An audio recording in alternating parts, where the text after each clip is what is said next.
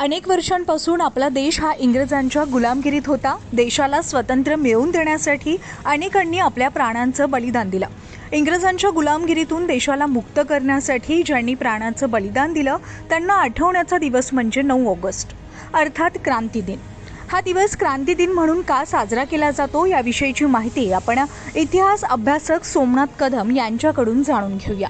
नमस्कार, मी प्राध्यापक डॉक्टर सोमनाथ कदम, इतिहास विभाग प्रमुख, कणकवली कॉलेज कणकवली। बंधू आणि भगिनींनो, ऑगस्ट महिना हा भारताच्या दृष्टीने अत्यंत महत्त्वाचा आहे, कारण ऑगस्ट महिन्यामध्ये भारताच्या स्वातंत्र्याची सगळ्यात मोठी चळवळ, ज्याला आपण जनसामान्यांची चळवळ म्हणू, ती चळवळ सुरू झाली। आपल्याला माहीत आहे की भारताला स्वातंत्र्य मिळवून देण्यासाठी या देशामध्ये अनेक महामानवांनी, हुतात्म्यांनी बलिदान दिलेलं आहे। अनेक प्रकारच्या चळवळी त्या ठिकाणी सुरू झालेल्या होत्या, परंतु एक सगळ्यात महत्त्वाची आणि मास मुवमेंट म्हणून ज्याला म्हणता येईल, जनसामान्यांची चळवळ म्हणून ज्याचा उल्लेख करता येईल, ती चळवळ महात्मा गांधी यांच्या नेतृत्वाखाली सुरू झाली।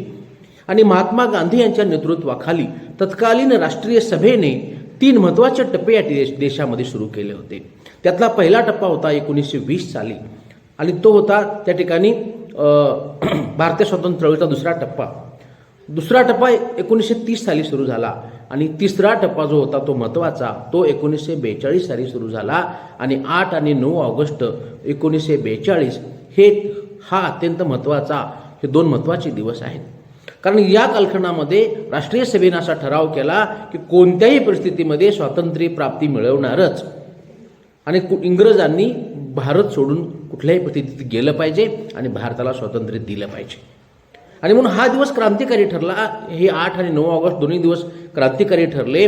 विशेषतः 9 ऑगस्ट हा जो दिवस आहे तो संपूर्ण क्रांतीसाठी अत्यंत महत्त्वाचा आहे, आणि म्हणून 9 ऑगस्ट हा दिवस क्रांती दिन म्हणून त्या ठिकाणी त्यावेळी साजरा केला गेला होता।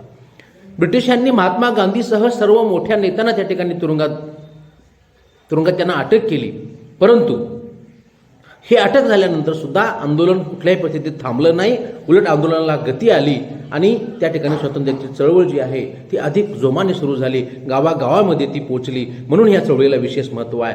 आजही 9 ऑगस्टचं महत्त्व हे कोणालाही नाकारता येत नाही। ब्रिटिशांच्या अन्यायी नीतीविरुद्ध हे आंदोलन सुरू झालं आणि त्यांना स्वातंत्र्य द्यावं लागलं। त्यामुळे देशभरात क्रांती दिनाला एवढं महत्त्व प्राप्त झालंय। Shivani Dhumal, news 18 local, Pune.